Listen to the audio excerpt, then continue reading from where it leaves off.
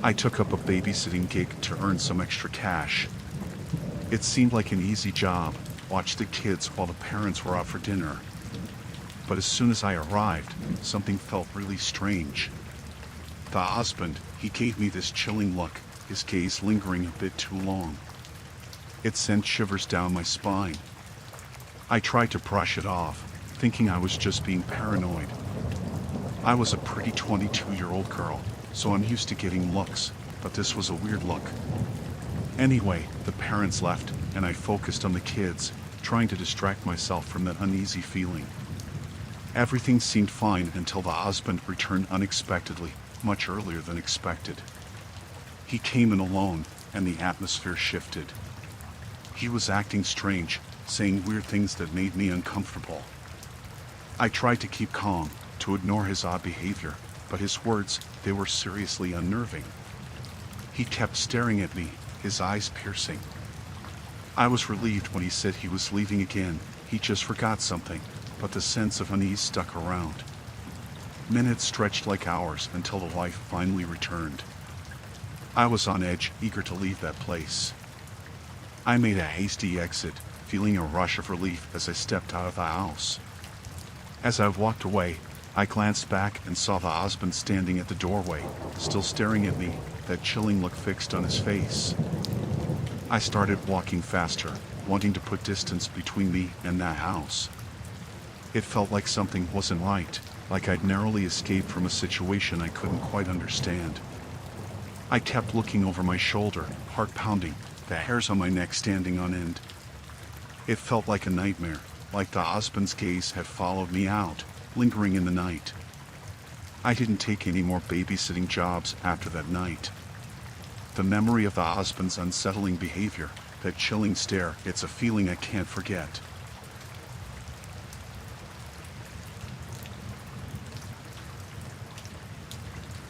I took up a babysitting job in a new neighborhood.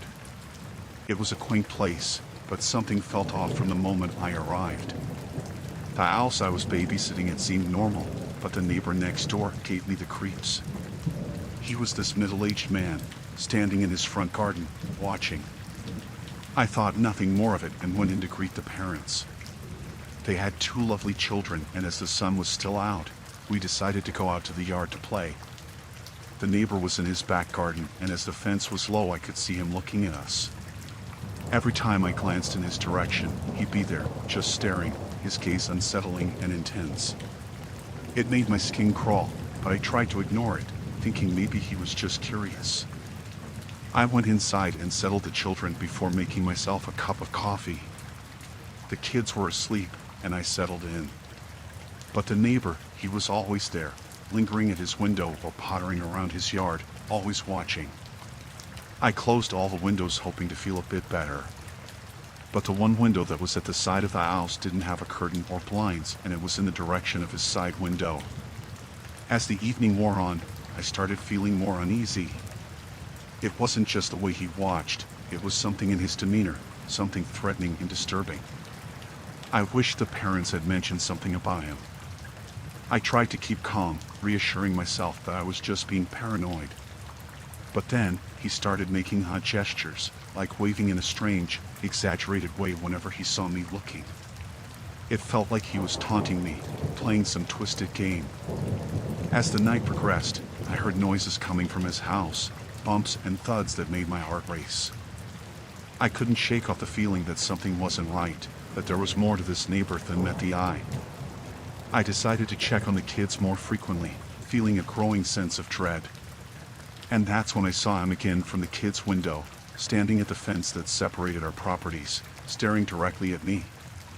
His eyes, they were cold, calculating, sending a chill down my spine. I tried to avoid making eye contact, but it felt like his gaze was piercing through me. I felt exposed, vulnerable. It was a feeling I couldn't shake off, a fear that wrapped around me like a vice. He started speaking, saying things that sent a shiver down my spine. Threats, dark and menacing. He said things about knowing I was alone, about being able to get to me whenever he pleased. My heart raced, and I wanted to run, to get away from his chilling words.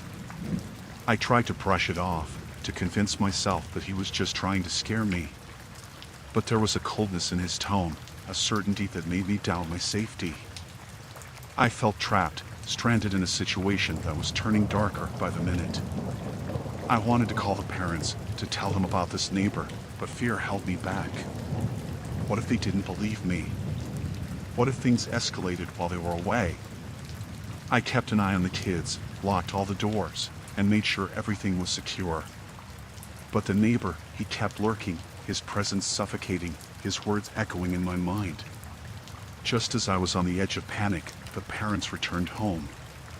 I hastily said my goodbyes and left, feeling a rush of relief as I stepped away from the house and that chilling neighbor. I walked home, constantly looking over my shoulder, the fear of encountering that mannequin gripping me. It felt like a nightmare, the kind that doesn't fade with waking up. I couldn't shake off the feeling of being watched, of being threatened in a place I thought would be safe. I never went back to that neighborhood, and didn't babysit for that couple again.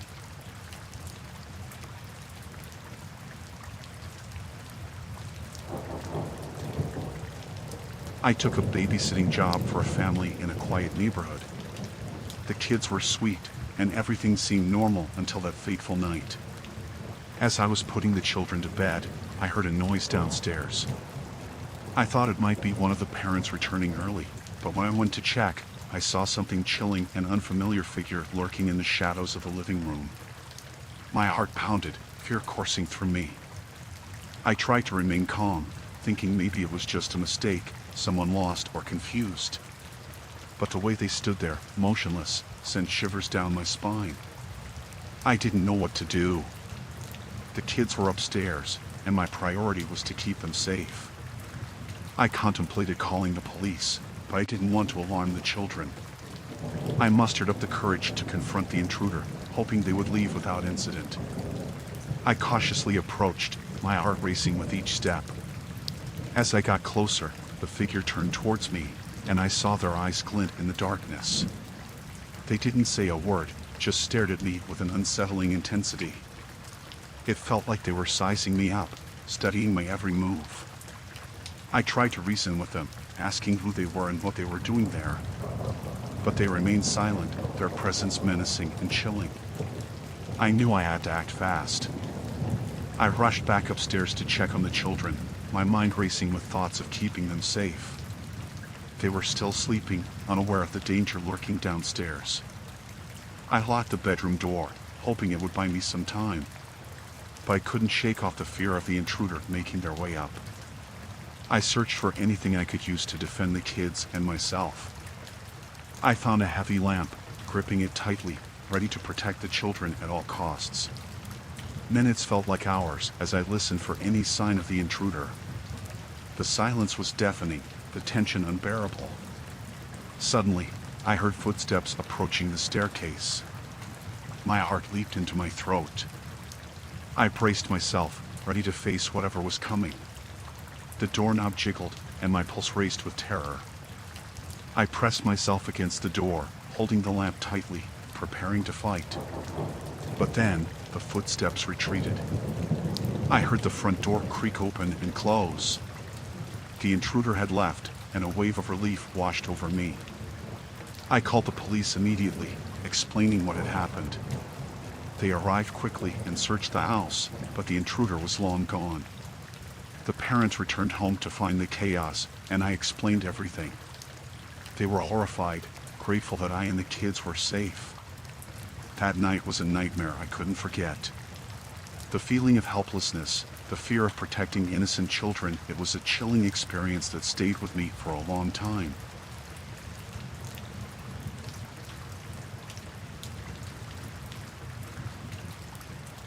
I took up a babysitting job for a family I knew from the neighborhood. They were kind, and the kids were delightful. But things took a dark turn when I started receiving strange messages online.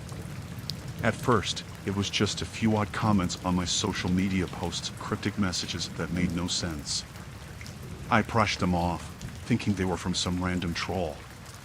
But then, they became more personal, mentioning details about the family I was babysitting for. It sent chills down my spine. How did this person know about the family?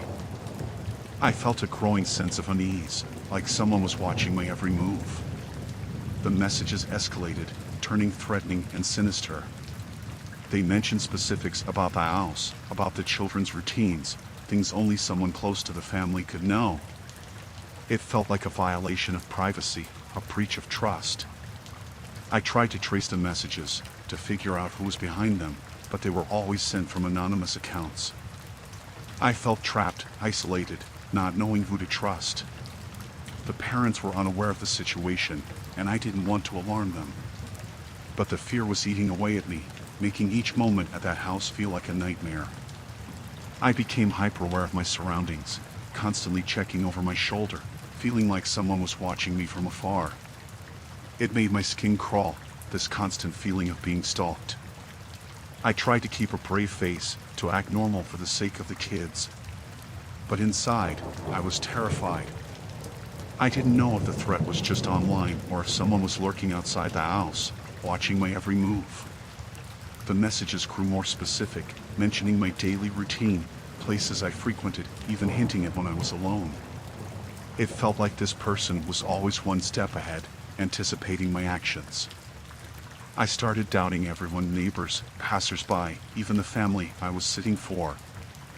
I couldn't trust anyone, feeling like I was being watched from all angles. One night, as I was putting the kids to bed, I heard a noise outside. My heart raced, and I peered through the window, expecting to see someone lurking in the shadows. But there was nothing, just an eerie silence. I locked all the doors and windows, feeling vulnerable and exposed. Every little noise made me jump, every shadow felt menacing. I considered leaving, abandoning the job, but I didn't want to leave the kids unprotected. I stayed, feeling like a prisoner in that house, waiting for something terrible to happen. The messages continued, growing more explicit, more threatening. They mentioned the exact time I would be leaving the house, what route I'd take. It felt like this person was toying with me, enjoying the fear they were instilling in me. I called the police, explaining the situation, but without any concrete evidence or a suspect, there wasn't much they could do. I felt helpless, like a pawn in a twisted game. Finally, the night ended, and the parents returned home. I tried to act normal, to hide the terror I'd been experiencing. But as I left that house, I couldn't shake off the feeling of being stalked, of someone out there, lurking in the shadows, waiting for the next opportunity to strike. It's a nightmare that haunts me, the fear of being watched, of being threatened without knowing who the perpetrator was.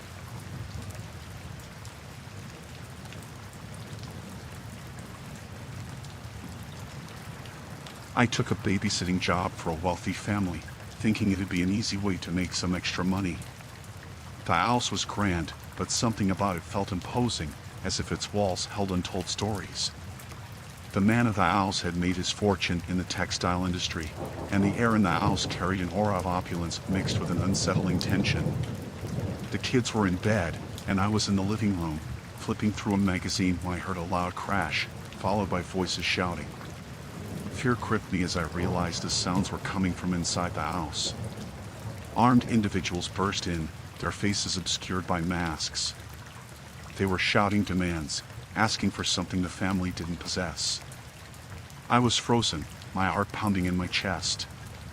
They herded us into a room, holding us hostage, me, the kids, and the parents. The air was thick with tension and fear. The parents tried to reason with the intruders, pleading for our safety, but the masked individuals seemed driven by something beyond reason. They were aggressive, threatening violence if their demands weren't met.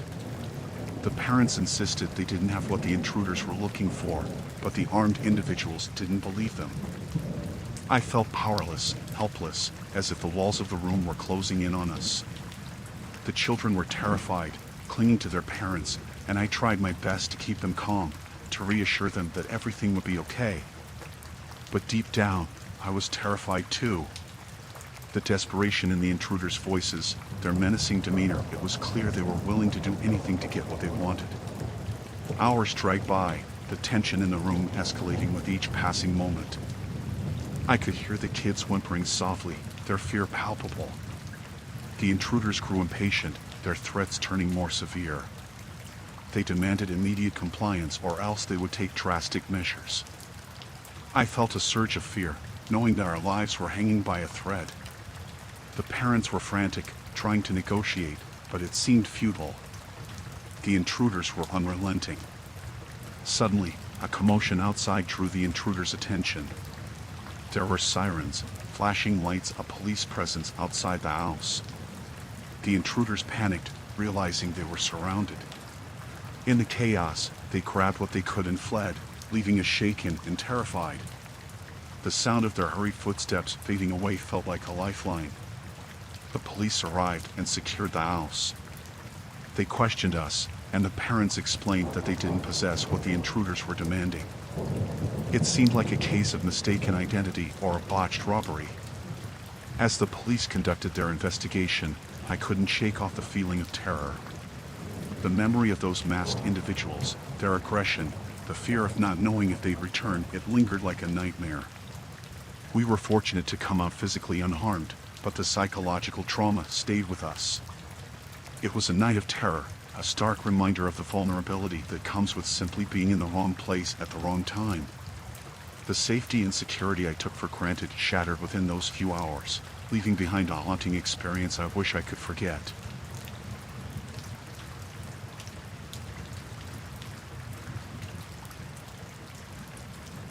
I took a babysitting job for a seemingly ordinary family in a quiet neighborhood. The parents were friendly, and the kids were adorable, a boy and a girl, full of energy and laughter. As the night settled in, things started feeling off. The parents had failed to mention critical information about a family member's mental health issues. I noticed peculiar behaviors, odd whispers from one of the family members, darting glances, and an overall sense of unease that permeated the atmosphere. But I brushed it off, thinking it might be stress or fatigue. The children were put to bed, and I tried to relax in the living room. That's when things took a turn. I heard footsteps, erratic and uneven, coming from upstairs.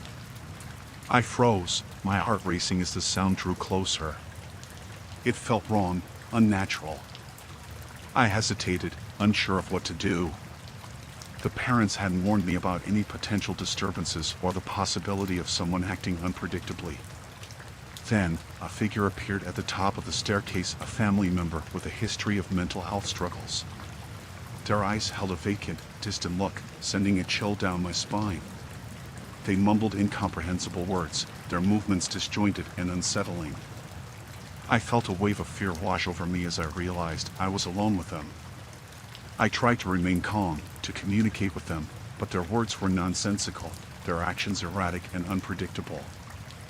I retreated slowly, trying not to alarm them, hoping to reach the phone to call for help. But the figure followed, their presence looming and unsettling. I managed to reach the phone and dial for emergency assistance, whispering frantically, trying to explain the situation without alarming the family member. As I waited for help to arrive, the children stirred from their sleep, sensing the tension in the air. I tried to keep them calm, reassuring them that everything would be okay, though I wasn't certain myself. The situation grew more distressing as the family members' behavior became increasingly agitated and unpredictable. They moved around the house, muttering incoherently, and I felt a growing sense of vulnerability and fear. Minutes felt like an eternity as I waited for help to arrive, trying to maintain control of the situation. The children clung to me, their eyes wide with fear, mirroring my own emotions. Finally, I heard the sound of sirens approaching. Relief flooded through me as emergency responders entered the house, taking charge of the situation. They managed to safely intervene and calm the family member down, but the fear and uncertainty of that night lingered within me. The parents returned home, apologizing profusely for not disclosing the family member's condition. They explained it was an unexpected episode, one that hadn't occurred in a long time. I left the house shaken, my mind reeling from the unexpected turn of events. The memory of that night haunted me, especially when entrusting the care of children to someone else.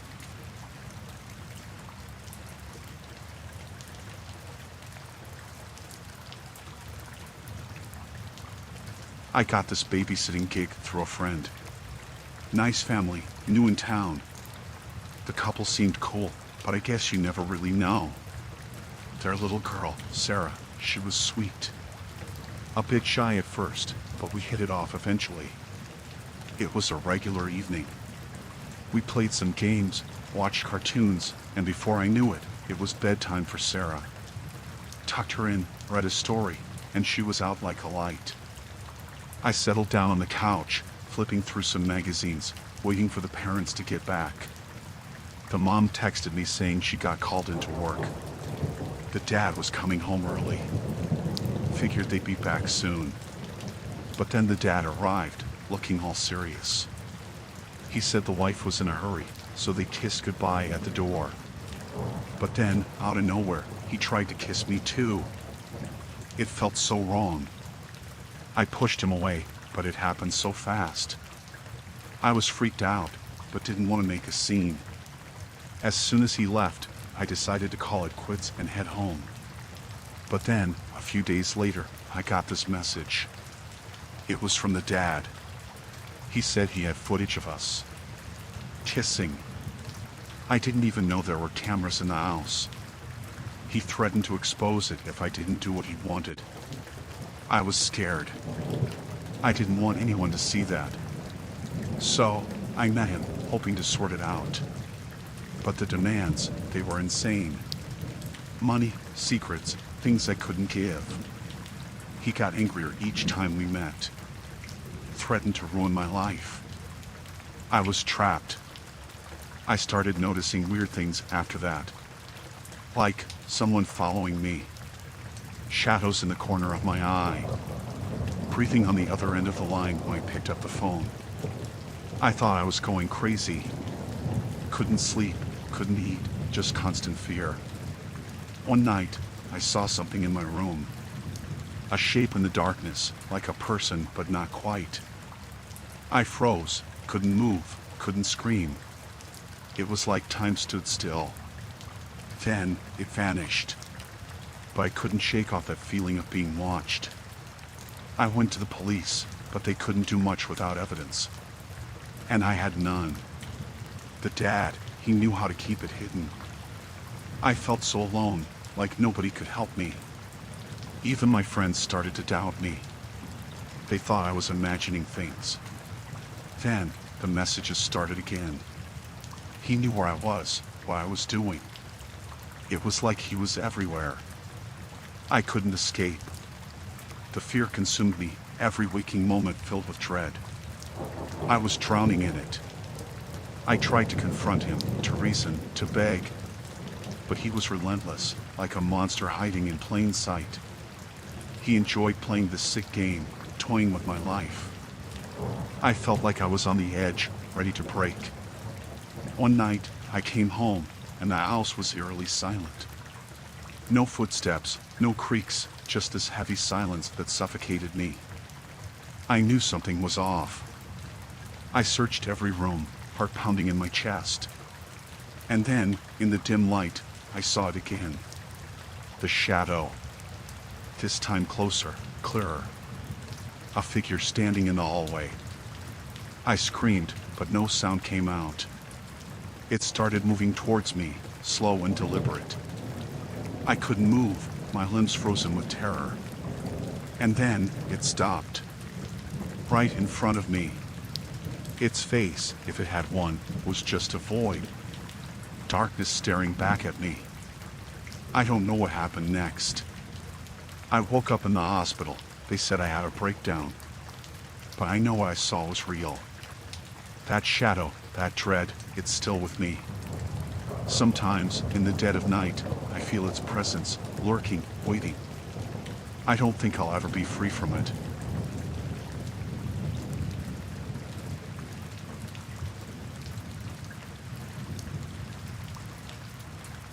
I was babysitting for this family. Everything seemed okay at first. The parents were nice, the kids were cute. But I didn't know what was going on between their family and another one in the neighborhood. There were tensions, that much was clear. Little things, like glares exchanged at the grocery store or avoiding each other at community events. but I didn't pay much attention to it, just thought it was normal neighborhood drama. It was a typical evening, putting the kids to bed, watching TV. But then, I started hearing noises outside. Not like regular neighborhood sounds. It was more intense. Like arguing, but louder. I peeked out the window, and I saw people. They looked angry, shouting at each other. The other family. I didn't know what to do. Should I call the police? But what if it was just a misunderstanding? I stayed inside, hoping it would die down. But it didn't. It got worse. Yelling turned into shoving, then things started getting thrown around. I was scared. I wanted to protect the kids, but I didn't want to get involved in whatever this was. Then, a loud crash. I peeked out again, and they were fighting. Fistfights, yelling, chaos in the street. It was like a movie, but real. I couldn't believe it was happening right in front of me. I wanted to call for help, but I was frozen. I didn't want to draw attention to myself. What if they saw me? What if they came after us next? I felt so helpless, just hiding with the kids in the house, hoping it would all stop. But it didn't stop. It escalated. I heard sirens in the distance, but they were still going at it. It was like they were consumed by this anger, this feud. I didn't understand how it got this bad, how people could be so filled with hate. I tried to keep the kids calm, distract them with games and stories. But they could hear it too, the chaos outside. I could see the fear in their eyes, and I felt responsible for keeping them safe. Hours passed. It felt like forever. Eventually, the police arrived, and things quieted down. But the tension lingered in the air, this heavy feeling of unease. I didn't know what was going to happen next. The parents finally came home, looking worried. They rushed in, checking on the kids, asking if everything was okay. I didn't know how to explain what had happened. How do you tell someone their family was in the middle of something so intense? They thanked me, paid me, and I left. But I couldn't shake off the feeling of dread. I felt like I had witnessed something I shouldn't have. And I was scared it wasn't over, that it might happen again. The next day, I heard rumors around the neighborhood about what happened. People talking about the fight, the feud. I realized it wasn't just a one-time thing. This was ongoing, simmering under the surface for who knows how long. I didn't want to babysit for that family again. I was scared of being caught in the middle of their feud, of something worse happening. I didn't want to be a part of their unseen war. It changed how I looked at things. How fragile peace can be, how easily things can spiral out of control. I felt a lingering fear, knowing that this kind of conflict was lurking just beneath the surface of our seemingly quiet neighborhood. I tried to put it out of my mind, go back to normal life. But every time I heard a raised voice outside or saw a group of people gathering, I couldn't help but remember that terrifying night. And I prayed it wouldn't happen again.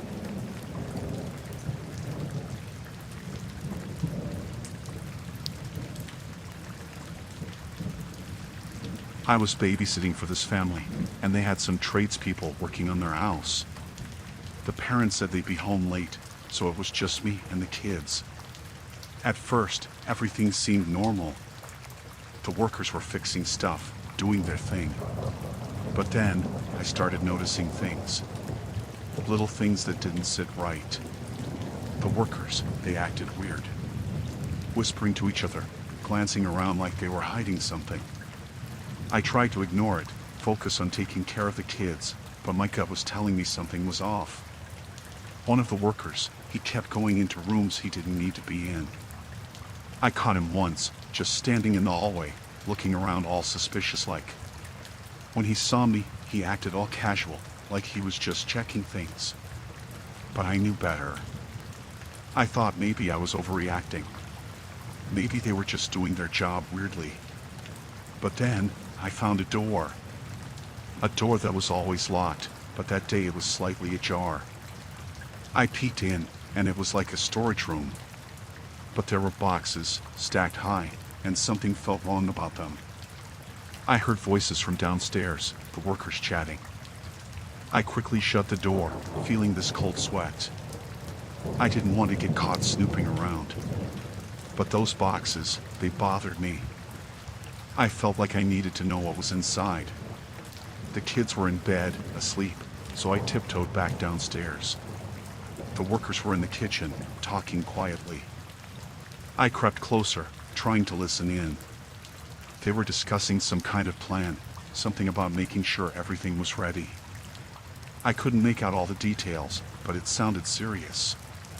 My heart was pounding. I needed to find out more, but I didn't want to get caught. I felt like I was in the middle of something dangerous, something I shouldn't be involved in. I went back to that room, the one with the boxes. I found a way to peek inside one without opening it fully. And what I saw, it made my blood run cold. It was like tools, but not the regular kind. Tools that looked menacing. I didn't want to think about what they could be used for. I heard footsteps approaching, so I quickly backed away, heart racing. I didn't want to be caught. I didn't know what these people were up to, but it couldn't be good. I needed to tell someone, but who would believe me? I debated calling the police, but what if I was wrong? What if it was just a misunderstanding? I felt trapped, unsure of what to do. But the more I thought about it, the more I felt like I had to do something. I found a way to discreetly take pictures of those boxes, those tools.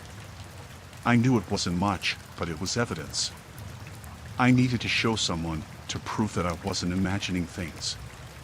I left the house, trying to act normal, but inside I was terrified. I went to a neighbor's house, someone I trusted. I showed them the pictures, told them what I saw and heard. They were shocked, scared too. We called the police together, explaining everything. They took it seriously, said they'd look into it. But I couldn't shake off that fear, that feeling of being in the middle of something dangerous. The parents came home later, and I didn't tell them what happened. I didn't want to worry them, but I couldn't forget what I saw. The workers finished up and left, but I couldn't help but wonder what they were planning. Days passed, and the police investigated. They found something. Those workers, they were part of a bigger thing. Something illegal. I didn't know all the details, but they were involved in some kind of scheme. The parents were shocked when they found out. They thanked me for speaking up, for noticing something wasn't right. But even after it was over, I couldn't shake off that feeling of dread.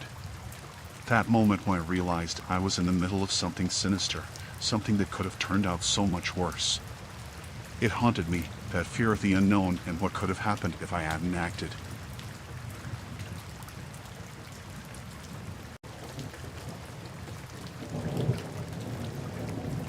I was babysitting for this family, and everything was going as usual. The parents left for the night, and it was just me and the kids. But then, something happened that I didn't expect. There was this family member, distant and estranged, who suddenly showed up. I didn't know much about why they were estranged, but the tension in the air was thick as soon as they walked in. They hadn't been part of the household for a long time, and their sudden appearance was unsettling. The atmosphere changed instantly. The kids seemed nervous, and I felt this unease settle in. It was like walking on eggshells. The family member, they seemed off, unpredictable. I couldn't shake off this feeling of dread, like something bad was about to happen. They didn't talk much, just watched us silently. I tried to keep things normal for the kids, playing games and reading stories, but it was hard. Every glance from that family member sent shivers down my spine. As the night went on, things got weirder. They started asking strange questions, probing about the family, about the parents. It felt intrusive, like they were digging for something. I didn't know what to say, how to handle it. I just wanted them to leave. I tried to hint that it was getting late, that they should probably go, but they ignored it. It was like they had no intention of leaving. And that's when things took a darker turn. They started getting agitated, angry even. I could feel the tension rising. The kids were scared, and I was too.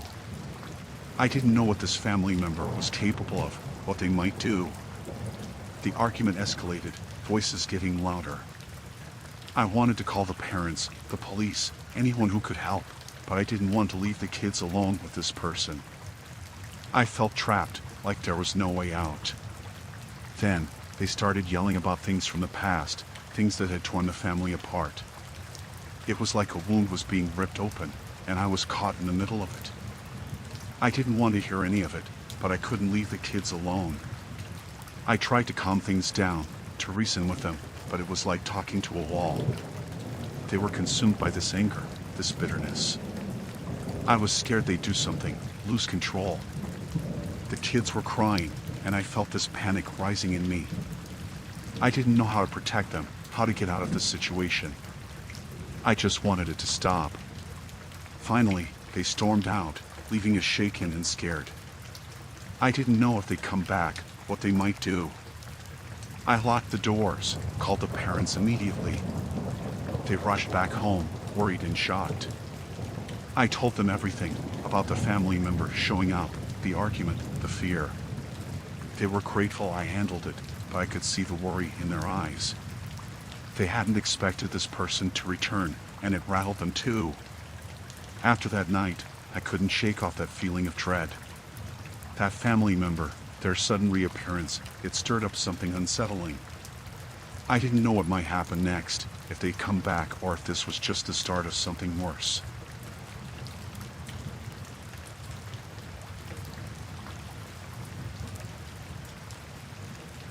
I was babysitting for this family, and it was a regular evening. The parents had left, and it was just me and the kids. But then, there was a knock on the door. I didn't expect anyone, but when I opened it, there were these two guys standing there. They were intimidating, rough-looking, and they asked for the parents. I said they weren't home, but the guys didn't believe me. They pushed past, barging into the house. I tried to stop them, but they ignored me, heading straight inside like they owned the place. The kids were scared, and I was too. I didn't know who these guys were or what they wanted. They kept asking about money, debts, saying things they didn't understand. It was like they were looking for something. I tried to reason with them, to ask who they were, but they were aggressive. They didn't care that there were kids around. They just kept demanding to know where the parents were, where the money was. They started searching the house, rummaging through drawers and cabinets. I didn't know what to do. I felt this panic rising inside me, like we were in danger. The kids were crying, and I was trying to keep them calm, but it was hard. The guys, they kept getting more and more agitated, like they were running out of patience. I didn't know if they were dangerous or what they might do. I just wanted them to leave.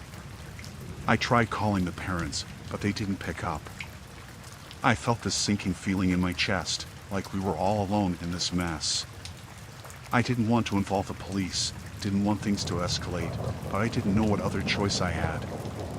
I managed to distract the guys for a moment, telling them I'd look for some papers they wanted. While they were occupied, I whispered to the kids to hide in their room and lock the door. I felt this responsibility to protect them. I could hear the guys getting impatient, shouting, demanding answers. I didn't know where the parents kept their important papers, didn't know how to make these guys leave. I felt this overwhelming fear, like things were spiraling out of control. I heard the kids' room door lock, and I felt a tiny relief, knowing they were safe for the moment. But then, the guys found me. They cornered me, demanding to know where the parents kept their stuff. I didn't have answers, and I was scared. They grabbed me, and I tried to fight back, but they were too strong. They were yelling, saying things about consequences if the parents didn't pay up. It felt like a nightmare, this sense of helplessness. Suddenly, there was a commotion outside, and the guys bolted. I didn't know what was happening, but I took the chance to lock the door and call the police. I didn't know who had come to help, but I was grateful for it. The police arrived, and I explained everything. They said they'd look into it, but I couldn't shake off that fear. What if those guys came back? What if they found out the kids were still inside? The parents came home later, and I told them what happened. They were shocked and worried. They said something about debts, loans, but I didn't understand the whole story. All I knew was that it was terrifying. After that night, I couldn't forget the fear I felt. The thought of those guys coming back, of the kids being in danger, it haunted me. I didn't know how to protect them, how to keep them safe from something so unknown and threatening. It made me realize how vulnerable we all could be, how easily chaos could invade our lives.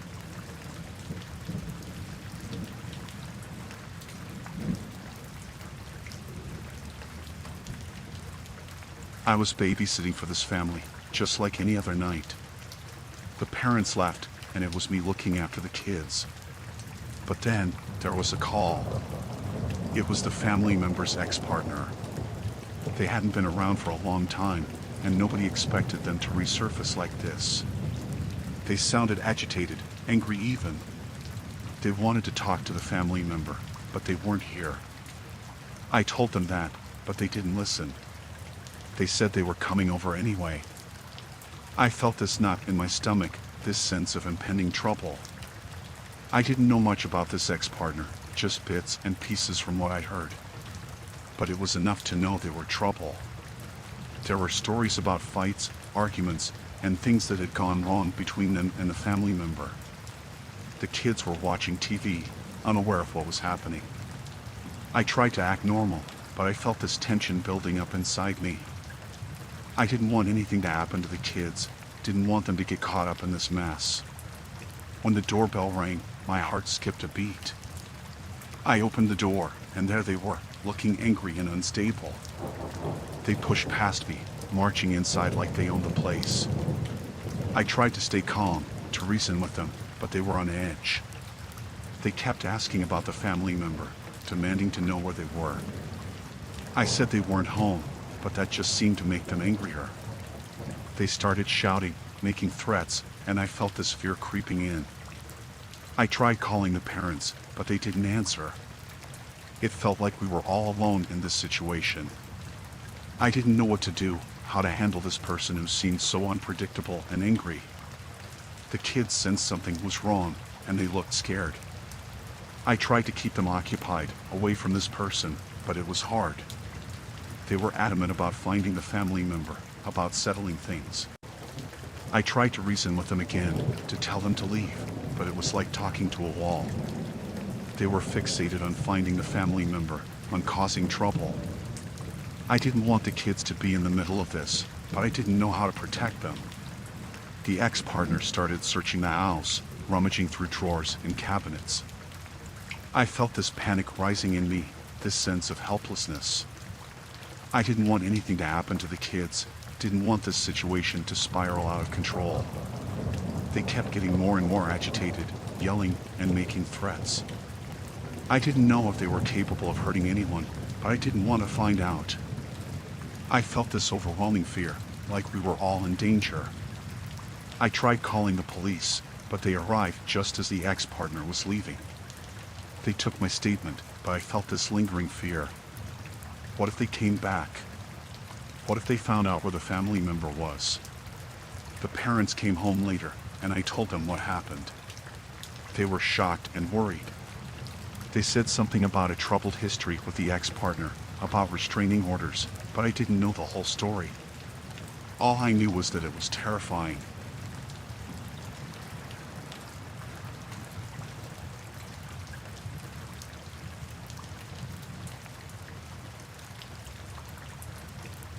I was babysitting for this family, and everything seemed fine.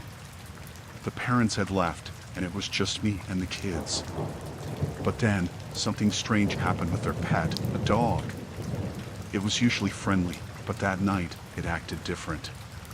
It started with little things, like growling at me when I approached it.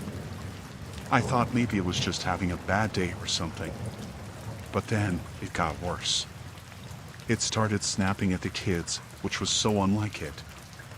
I tried to calm it down, but it was like it didn't recognize me. The kids were scared, and I was too. I didn't know what had gotten into the dog. It was barking aggressively, pacing around, like it was on edge. It wouldn't listen to any commands, wouldn't stop being aggressive. I tried to keep the kids away from the dog, but it seemed fixated on us. I didn't want it to attack, didn't know what to do to stop it. I felt this sense of panic rising in me, like we were in danger in our own home. I tried calling the parents, but they didn't answer. I didn't want to leave the kids alone with the dog, but I didn't know how to handle it. It was like the dog had changed overnight, and I didn't know why. I thought maybe it was sick or hurt, but it didn't seem like that. It was more like it was aggressive for no reason. It kept snarling and baring its teeth, and I felt this fear, this uncertainty about what it might do. I tried to get the kids into a room, away from the dog, but it followed us. It was like it was guarding us or something. I didn't know if it was protecting us or if it saw us as a threat. I felt this overwhelming fear, this feeling of being trapped. I didn't want the kids to get hurt, and I didn't know how to get us out of this situation. I felt this responsibility to protect them, but I didn't know how against the family pet. The dog kept growling, its behavior becoming more and more aggressive. I felt this panic taking over, not knowing what might set it off. I didn't know if it would attack or if it was just acting out. I tried to find something to distract the dog, to calm it down, but nothing worked. It was like it was in this state of frenzy, this rage that I couldn't understand. I heard scratching at the door, and I realized the dog had chased us into the room. I felt this sense of dread, this fear of being trapped. I didn't know how to protect the kids, how to keep them safe. I could hear the kids crying, and I felt this guilt, this helplessness. I didn't want anything to happen to them because of the family pet. I wished I knew what to do, how to calm the dog down. Suddenly, the dog stopped, like it had snapped out of it. It looked confused, then slowly backed away. I seized that moment, grabbed the kids, and locked ourselves in a room. I heard the dog pacing outside, but it didn't try to get in again. I didn't know what had just happened, what had caused its sudden change in behavior. The parents came home later, and I told them everything. They were shocked and worried. They said something about the dog's behavior being unusual, but I didn't understand why it had acted that way. After that night, I couldn't shake off the fear. The thought of the pet turning aggressive, of the kids being in danger, it haunted me. I didn't know how to protect them from something so unexpected and terrifying. It made me realize how unpredictable things could be, how quickly a situation could turn dangerous.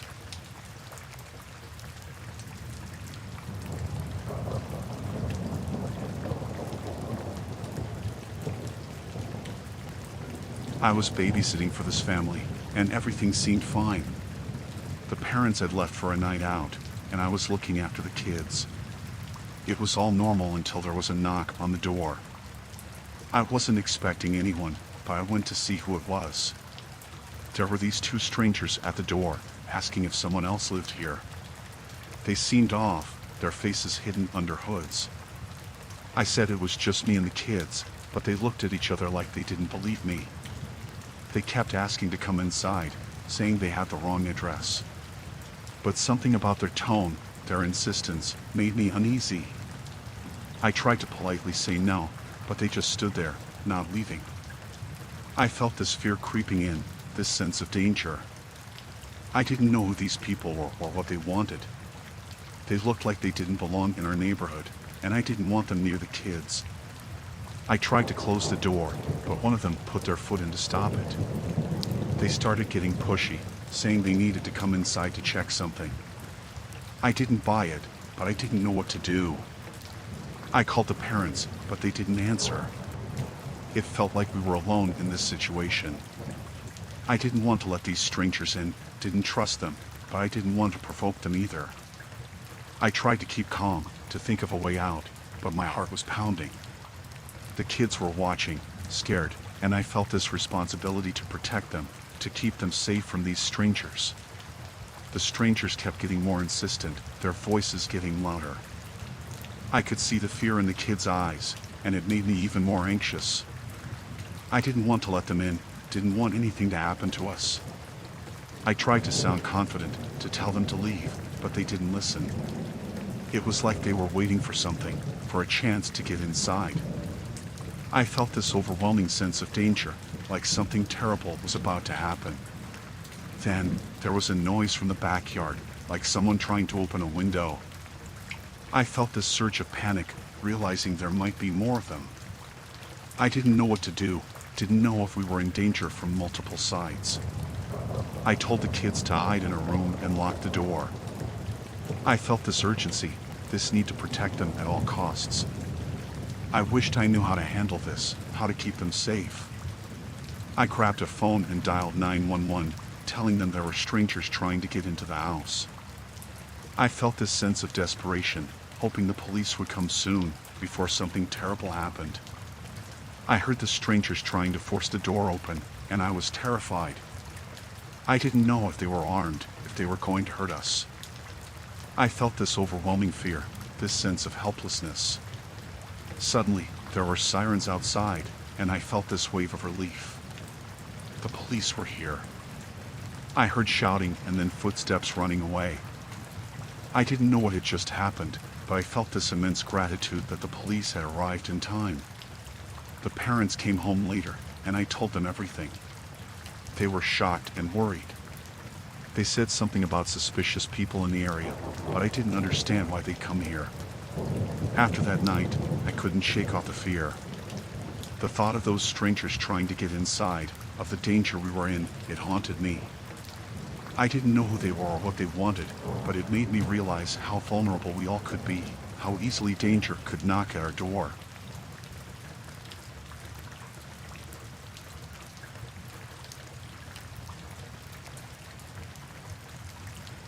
I was babysitting for this family, just a regular night.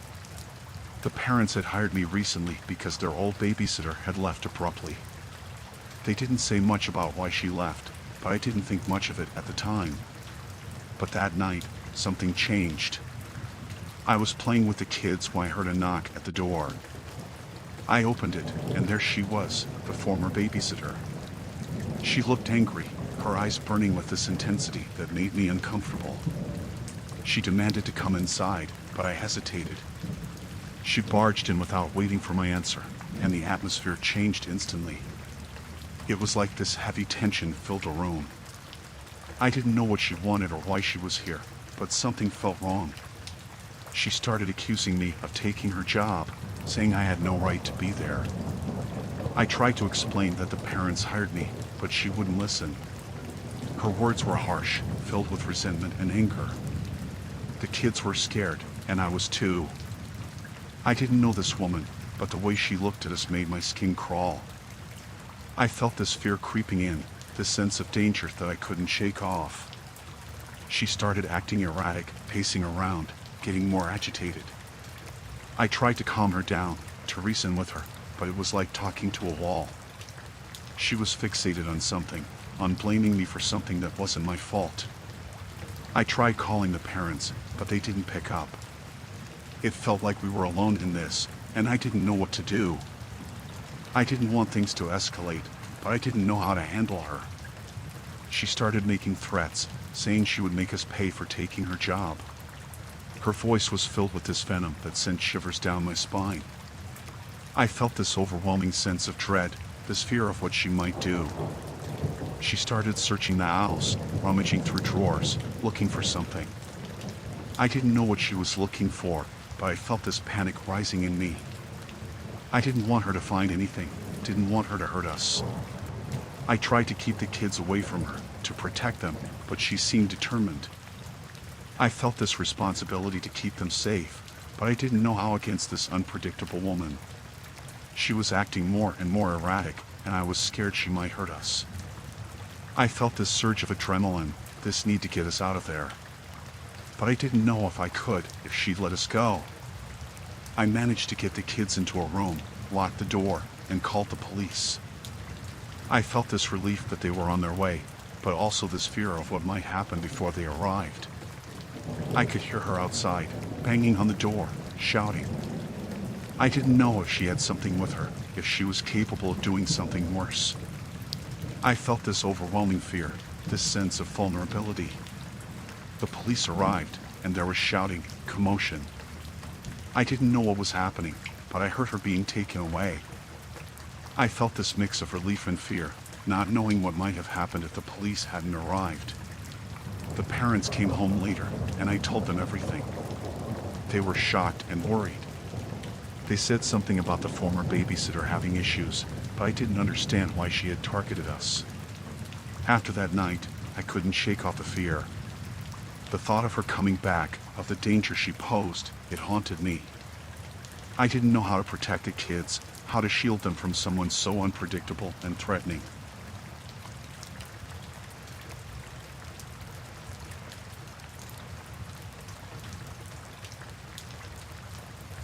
I was putting the kids to bed when I heard hushed voices coming from downstairs. I thought maybe the parents had come back, but it didn't sound like them. I went to check, and I saw the parents talking to someone I didn't recognize. They looked serious, their voices low. I didn't want to intrude, so I went back to the kids' room. But I couldn't shake off this feeling of unease. I mean, what were the parents doing talking to someone this late at night? I tried to focus on the kids, read them a story, but I kept hearing those voices downstairs. It was bothering me, making me feel on edge. Later, I went downstairs to get a glass of water, and I saw the parents were gone. The person they were talking to was still there, sitting in the living room. They looked at me, and there was this strange intensity in their eyes. I asked if they needed anything, but they just smiled, this unnerving smile. They said they were part of the family, a distant relative, and they were here for a family tradition. I didn't know what they meant by that, but something about their demeanor made me feel uneasy. They said it was a tradition to check on the kids at night, make sure they were safe. It sounded weird, but I didn't want to argue. They insisted on going to the kids' rooms, said it was important for the tradition. I didn't feel right about it, but they kept saying it was a family thing, and I didn't want to upset them. As we walked towards the kids' rooms, I noticed this weird symbol carved into the wall. I didn't know what it was, but it made me feel uneasy. I tried to ignore it, but it lingered in the back of my mind. When we got to the rooms, the relatives started whispering something under their breath. I couldn't make out the words, but it sounded odd, like some kind of chant. I felt this chill running down my spine. They said everything was fine and that they'd take care of the kids. But the way they looked at them, it was like they were sizing them up, assessing them. I felt this urge to get the kids away, but I didn't want to cause a scene. I went back downstairs, but I couldn't shake off this feeling of dread. Something about that tradition, that relative, it didn't sit right with me. I wanted to leave, take the kids with me, but I didn't know if I was overreacting. I heard more chanting, this time louder, and it sent shivers down my spine. I felt this instinct to protect the kids, to get them out of there. I didn't know what was happening, but it felt wrong. I called the parents, but they didn't answer. I felt this sinking feeling in my chest, this fear that something was really wrong. I didn't want to leave the kids alone with that relative, but I didn't know what else to do. I heard footsteps coming down the stairs, and I felt this surge of panic. The relative had this strange look in their eyes, and I knew I had to get the kids out of there. I grabbed them and rushed towards the door. But as I tried to open it, I realized it was locked from the outside. I felt this fear gripping me, this realization that we were trapped. I heard the chanting getting louder, echoing through the house. I tried to break the door open, but it wouldn't budge. I felt this overwhelming sense of helplessness, not knowing what was happening. Suddenly, everything went silent. The chanting stopped, and there was this eerie stillness in the air. I didn't know what to do, where to go. I just wanted to get the kids out, keep them safe. Then, I heard this low growl coming from upstairs, and it sent a chill down my spine.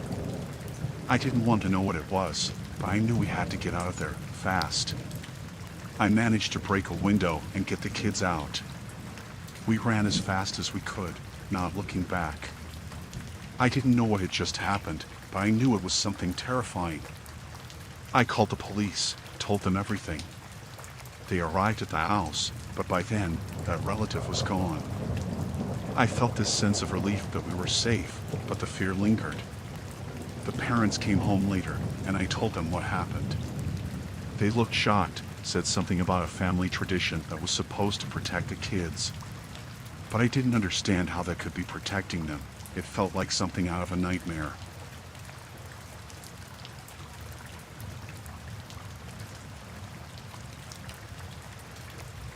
I responded to a babysitting ad, hoping for an easy gig to earn some cash.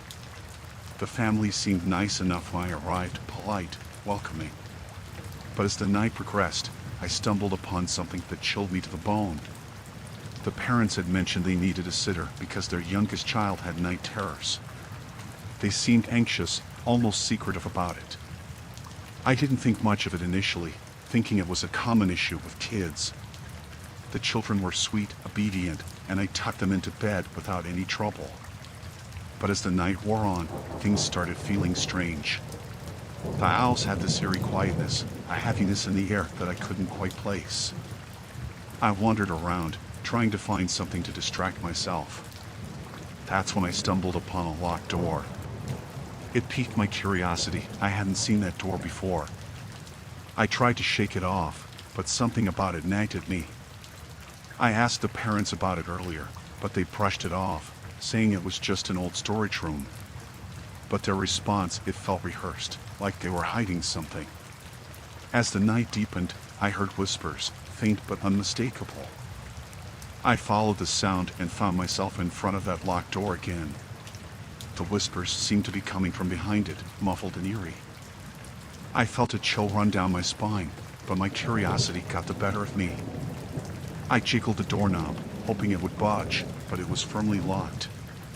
I tried to listen in, but the whispers faded into silence.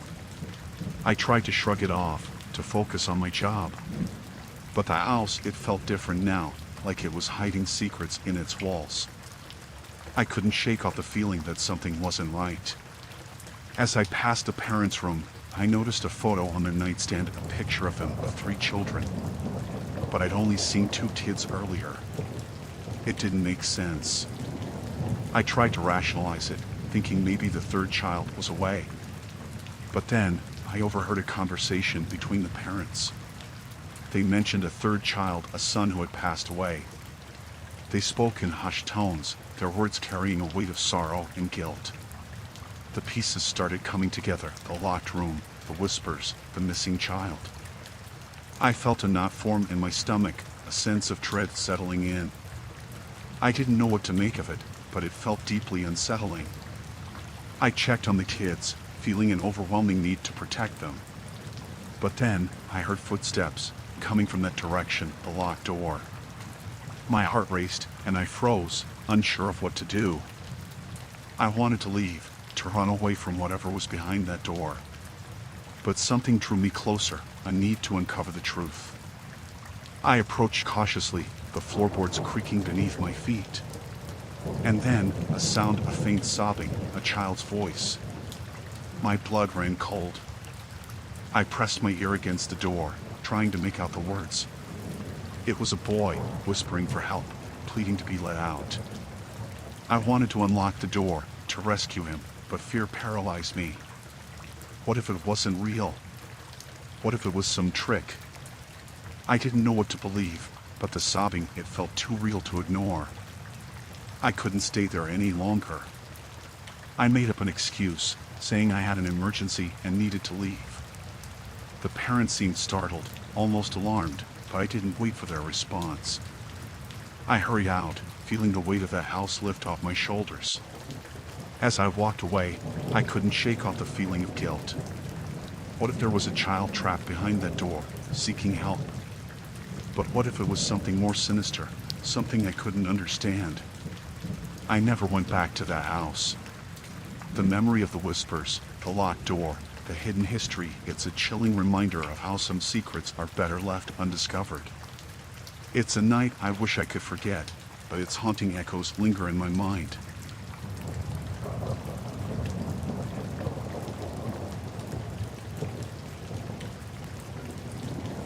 I was babysitting for this family, a regular night just like any other.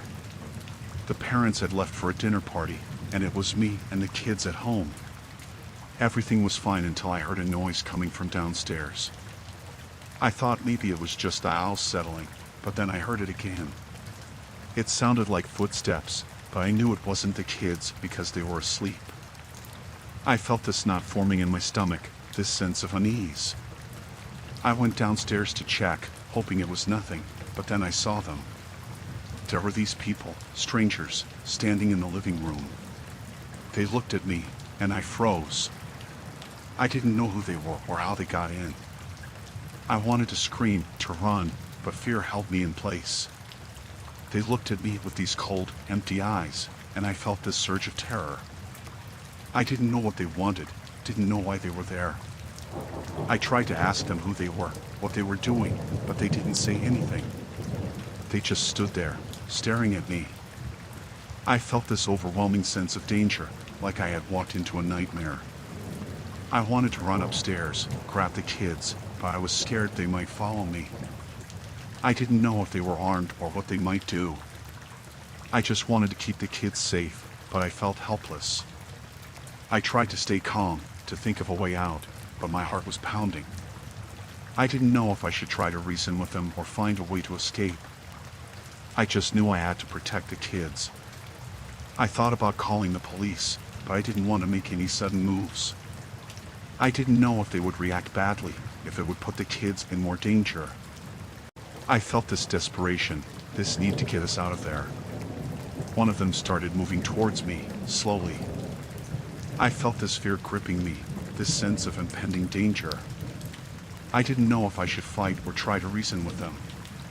I just wanted to survive. I managed to grab a phone and dial 911, whispering that there were intruders in the house. I felt this surge of relief that help might be on the way, but I didn't know if they would arrive in time. The strangers kept advancing, and I felt this overwhelming fear. I didn't know what they were capable of, what they might do to us. I just wanted the nightmare to end. Suddenly, I heard sirens outside, and the strangers bolted. I didn't know what had just happened, but I felt this immense gratitude that the police had arrived. The police searched the house, but the intruders were gone. I felt this mix of relief and fear, not knowing if they might come back.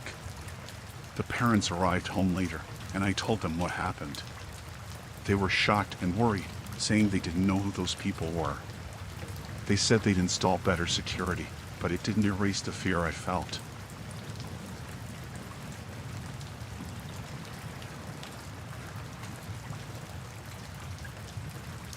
I was babysitting for this family, just a regular night, or so I thought. The parents had left, and it was me and the kids at home. They were asleep, and I had some time to myself, so I decided to explore the house a bit. I'd been there a few times before, but I hadn't really checked out the basement. It was always closed, and I was curious. I found the door, and it was locked, but I managed to find the key tucked away in a drawer. I opened the door, and this chill ran down my spine. There was this strange smell, this musty odor that made me uneasy. I switched on the light, and the dim glow revealed this narrow staircase leading down. I felt this sense of curiosity and dread, this urge to know what was down there. I took a deep breath and started descending, step by step. As I reached the bottom, I saw it. There were these shelves, covered in dust and old boxes. It felt like a forgotten place, hidden away from the rest of the house. I started going through the boxes, and that's when I found it. There were these old photographs, but they weren't just any pictures. They were photos of the family, but in each one, their faces were scratched out. I felt this surge of fear, this sense of something terribly wrong. I didn't understand why someone would deface these photos like that. It felt ominous, like someone was trying to erase them from existence. I kept searching, and I found this old diary tucked away in a corner. It was dusty and worn, but the entries inside sent shivers down my spine.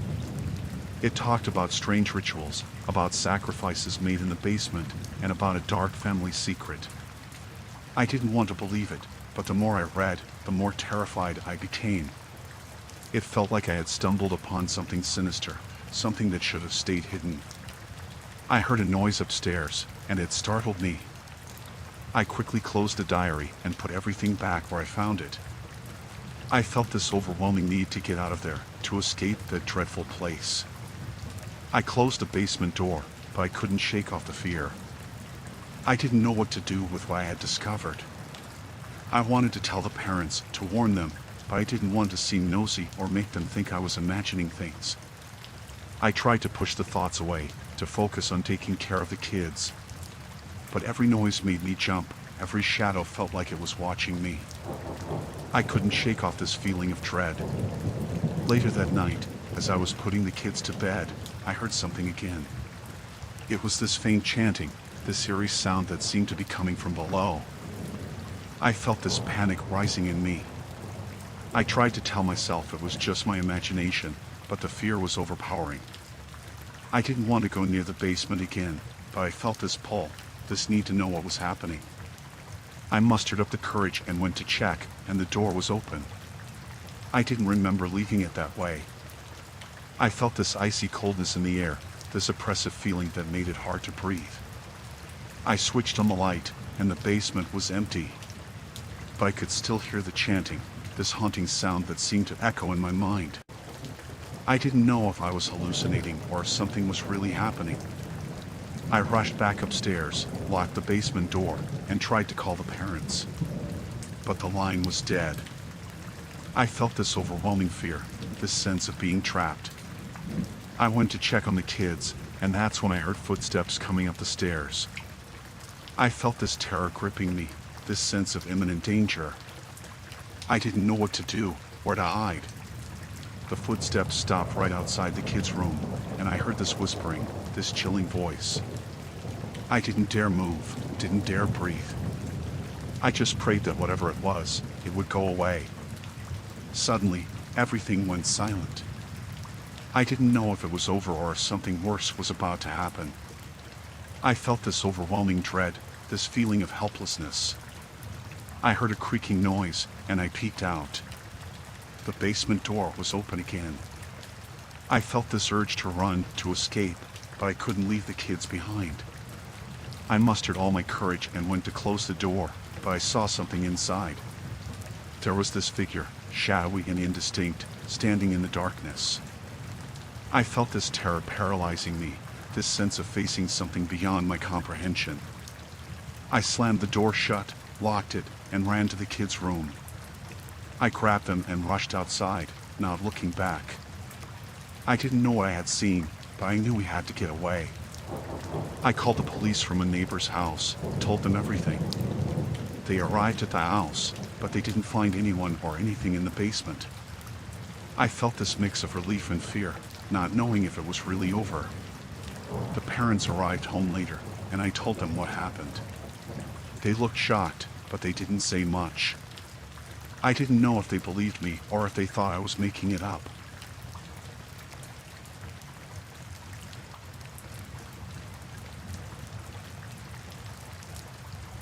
I was babysitting for this family, and things were going fine until that night.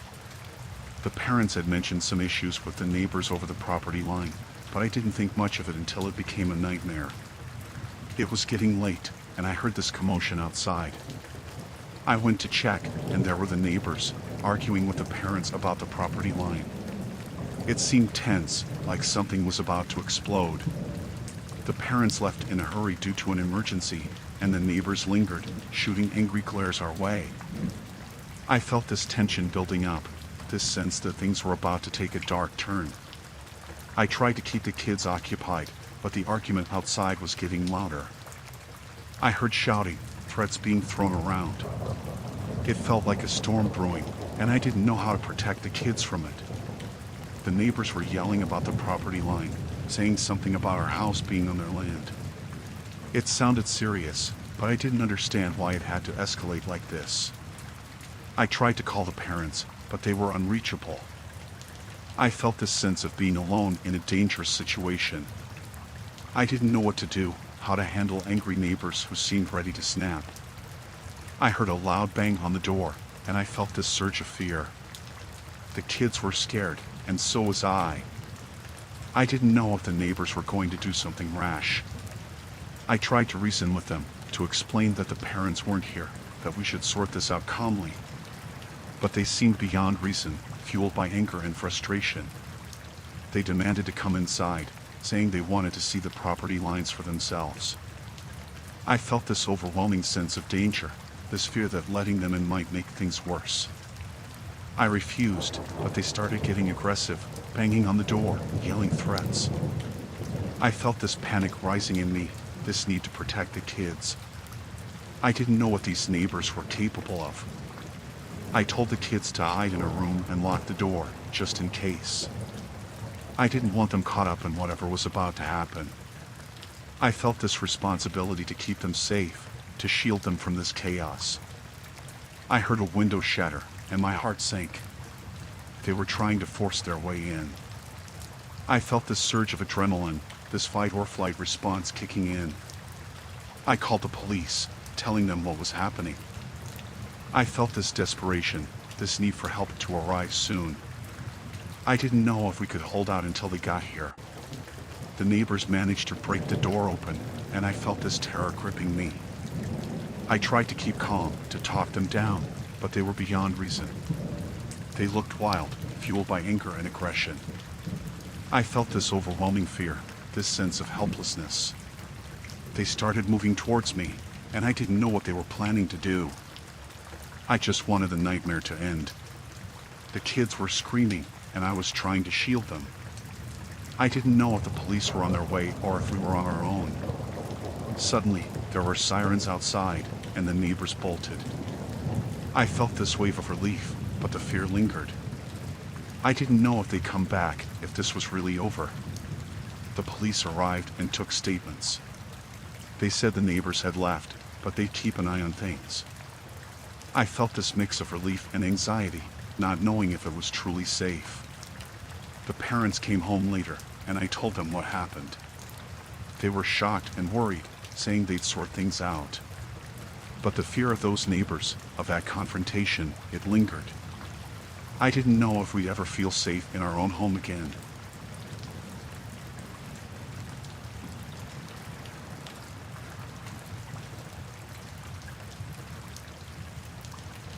I was supposed to babysit this 5-year-old boy. The parents had hired me, and I arrived at their house, ready for a regular night. But when I got there, something was off. The boy, he wasn't 5. He looked older, maybe 15 or so, but something about him was really creepy. He had this eerie way of staring at me, his eyes piercing, like he was looking right through me. I tried to brush it off, thinking maybe I got the age wrong, but it didn't feel right. He didn't act like a teenager either. He was eerily quiet, barely said a word, just watched me with this unsettling intensity. I tried to engage him in activities, games, anything to break the silence, but he seemed disinterested. He'd just sit there, unmoving, staring. It made me feel uneasy, this sense of being watched. I asked if he wanted to play or if there was anything he liked doing, but he just shrugged, this weird smirk on his face. I felt this chill running down my spine, this instinctual feeling that something was really wrong. I decided to call the parents to ask if there had been a misunderstanding, if the boy was actually older. But the phone was dead, no dial tone, nothing. I felt this sense of being cut off from the outside world, this feeling of isolation. I tried to reason with myself, to tell myself I was overreacting, but the unease wouldn't go away. The way he looked at me, it felt like he knew something, something I didn't. As the night went on, things got stranger. I heard these weird noises coming from his room, like whispers or murmurs. I tried to ignore it, but it sent shivers down my spine. I went to check on him, and he was sitting there, in the dark, whispering something under his breath. I asked if he was okay, but he just grinned, this unnerving grin that sent a jolt of fear through me. I felt this overwhelming urge to leave, to get out of there, but I didn't want to leave the boy alone. I didn't know what was happening, but it felt like a nightmare. I tried to distract myself, to focus on something else, but the feeling of being watched, of something being off, it persisted. It felt like this heavy weight on my chest, this sense of impending danger. I heard more strange noises, this time from the kitchen. I hesitated, not sure if I should investigate. But this feeling of dread pushed me to check, and I wish I hadn't. I saw the boy, standing there, in the dark kitchen. He was whispering again, but this time, there was this sinister tone to his voice. I felt this terror gripping me, this fear of the unknown. I asked what he was doing, but he just kept whispering. I didn't understand the words, but it felt ominous, like something dreadful was about to happen. I tried to leave, to get out of there, but the front door wouldn't open. It felt like it was stuck, like it was deliberately keeping me inside. I felt this panic rising, this fear that I couldn't escape. I heard the boy's footsteps behind me, and I turned around. His eyes, they were different, this darkness in them. I felt this overwhelming terror, this certainty that something terrible was about to unfold. He spoke, his voice deep and chilling, saying things I couldn't comprehend. I felt this sense of being trapped, of being in a nightmare with no way out. I tried to reason with him, to plead, but he just laughed, this disturbing laughter that echoed in the darkness. I didn't know what to do, how to protect myself. Suddenly, everything went silent. The whispers stopped, the laughter faded. I felt this eerie stillness, this suffocating silence. I tried the door again, and this time it opened. I didn't hesitate, I ran, not looking back. I didn't know what had just happened, but I knew I had to get away from that place. I called the police from a neighbor's house, told them what happened. They arrived at the house, but there was no sign of the boy. I felt this mix of relief and fear, not knowing what might have occurred if I hadn't escaped. The parents came home later, and I told them what happened. They looked shocked, saying the boy was just 5 and that they didn't understand. But I knew what I saw, what I felt.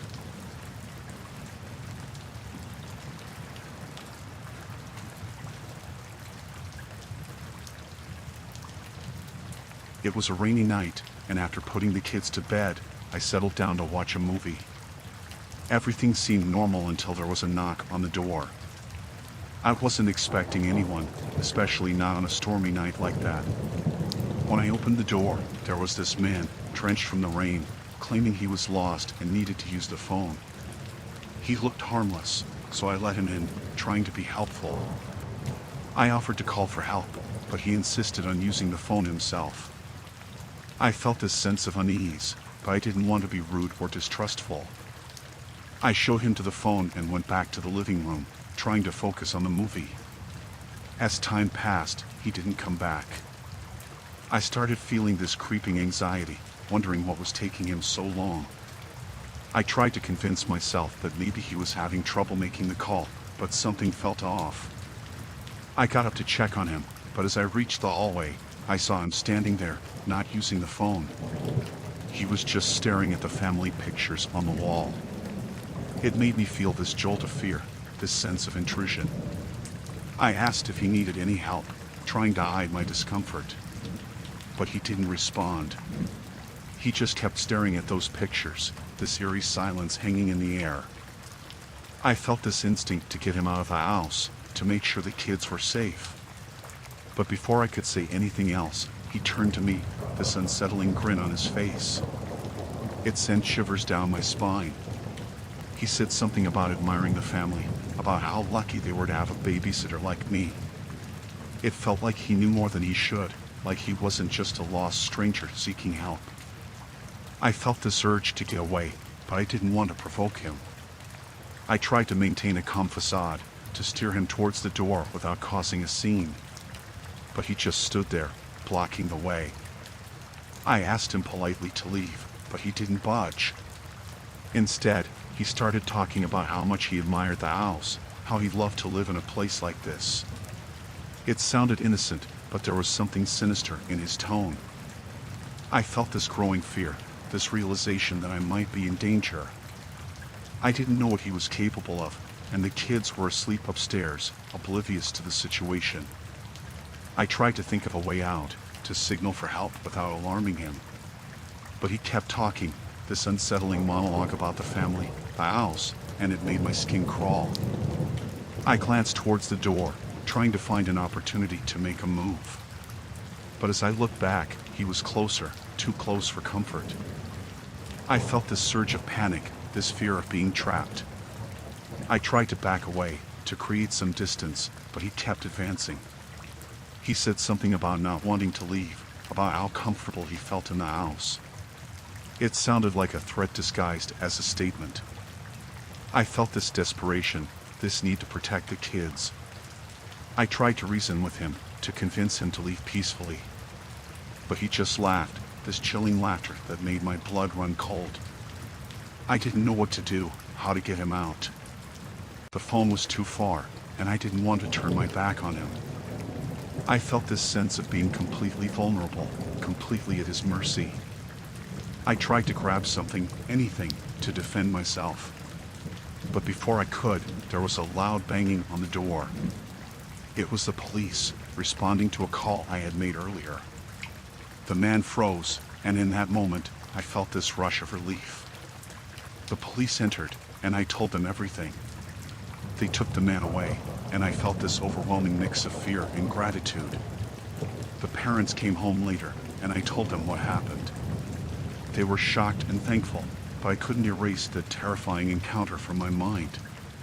It was a night I would never forget, a night where danger had knocked at the door, and I had narrowly escaped its grasp.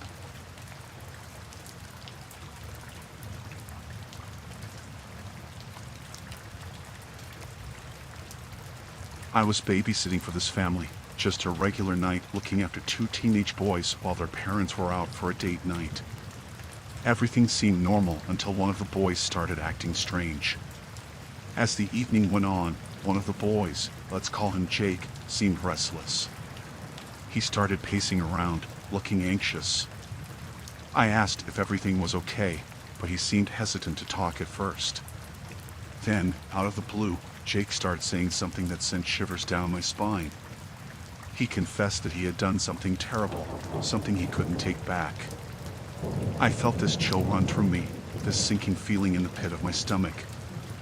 I didn't know how to react, what to say. I urged him to explain, to tell me what had happened. But he just looked away, this haunted expression on his face. It felt like the air had turned cold, this heavy atmosphere settling in. He began telling me about an incident, a mistake he couldn't undo. He spoke in a trembling voice, his words painting a grim picture.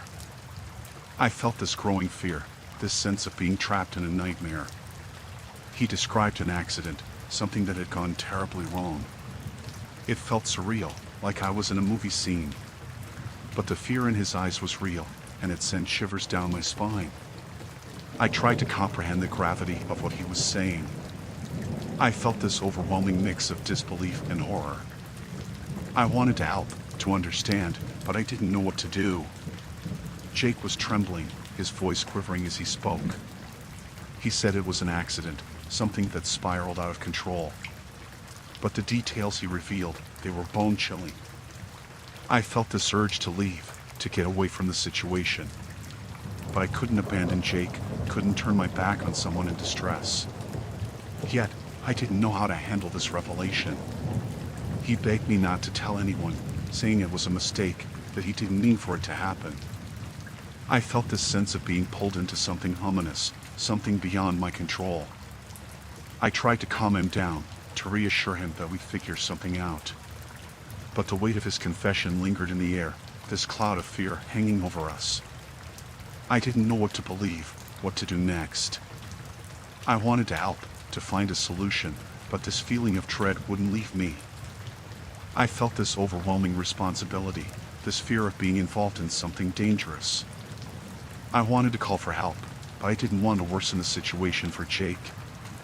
I urged him to talk to his parents to seek their guidance, but he was adamant about keeping it a secret, about burying what happened. I felt this sense of helplessness, of being caught in a terrifying situation. I tried to stay composed, to keep Jake calm, but inside, I was terrified, not knowing what would happen next. The night felt endless, this heavy burden weighing me down. When the parents returned, I struggled with whether to tell them or to keep Jake's secret. I felt this moral dilemma, this conflict tearing me apart. I decided to speak with the parents to let them know about Jake's distress. I felt this immense pressure, this fear of the repercussions. As I disclosed what happened, the parents' faces turned pale. They exchanged worried glances, and I realized this was much bigger than I had imagined. The parents thanked me for letting them know and assured me they'd handle the situation,